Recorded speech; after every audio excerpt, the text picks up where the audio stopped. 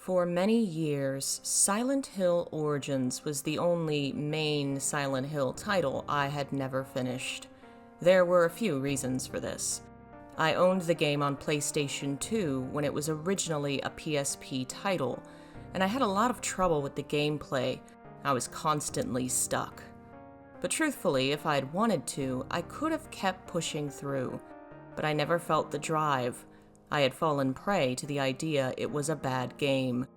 Because for a long while that was the dominant idea in the West, and even when I had, for years, been a defender of the Western games, Origins continued to be the black sheep I never really paid attention to. In over 90 episodes, I have touched upon the title once, and it's never had its own episode. Now, having finished it for the first time, I have a far better appreciation for the game, both its strengths and flaws. And yes, the reason many Western fans don't like the game is valid. The way the game attempts to shoehorn itself into the first game's plot is clumsy.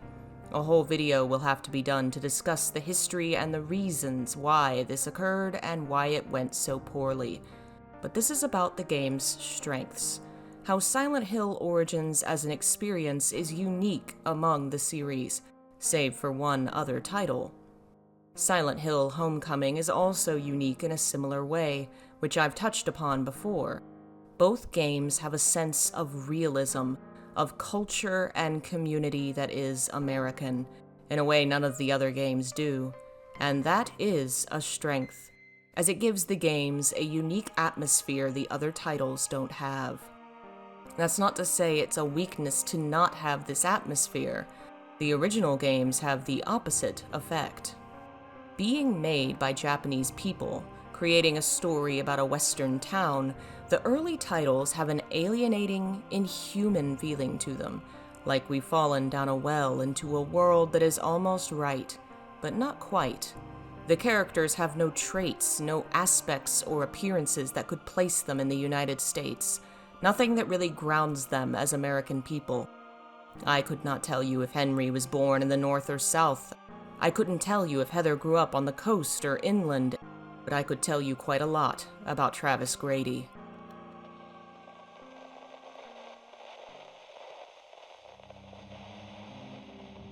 Now, it is true Origins was made by a British team and not an American one, but the original concept and Travis's character was developed by an American team who would eventually have to walk away from the project. Not to mention, British cultural history is undeniably closer to the American than it is the Japanese, and we have a lot of history, language, and storytelling styles in common. Westerners created Travis, and as a result, he looks and feels like a person I might meet on the street of my hometown. His dress, his mannerisms, his speech, and even his job place him as a very real person at a crossroads of culture and locations in the United States, which makes the horrors of the town all the more real. Where the older Silent Hill games feel like an alien out-of-body experience, like a vivid and horrifying dream, Origins and Homecoming, for an American like myself, feel like an all-too-close encounter. One of the more obvious examples of what I'm discussing is the shepherd's house in Homecoming. From the layout of the house to the choice of items and decor, this house feels American. This is a home from my town turned into a twisted nightmare. Travis and many of the locations he goes to in the game and much of the dialogue he has feel far more real and visceral for how grounded he is in the American experience. His dialogue with his mother and father has language choices and styles of speech that mirror the lived experiences of people from this area. His job, too, places him in a real economic and social place in American society, where characters like Henry and James had little of that history, and felt far more like ghosts hovering between the lines of American life. The locations feel more familiar as well. A sense of recognition while walking into a twisted nightmare feels wrong, yet it happens time and again in Origins.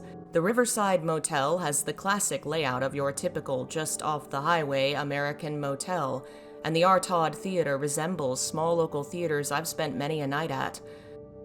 The Japanese games don't entirely feel wrong per se, but they are missing the details and the small touches that you'd only know if you lived there, which make the locations feel ominous.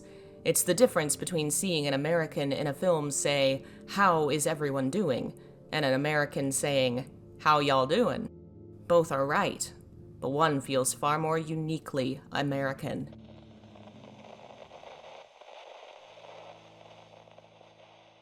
It's eerie to see something familiar, something close to home, turn on you when that familiarity becomes horror at how dark, violent, and awful the place can become. The Japanese games build upon feelings of alienation, loneliness, and feeling adrift from the world. The Western ones build upon a feeling of familiarity that becomes horror and contempt. It's a different and fresh take on Silent Hill when considered in the timeline of releases. 4 Silent Hill titles from Japan had been released, each with dropping sales, and sending the games westward to infuse new life in them wasn't a bad idea. This Americanized Silent Hill hits differently.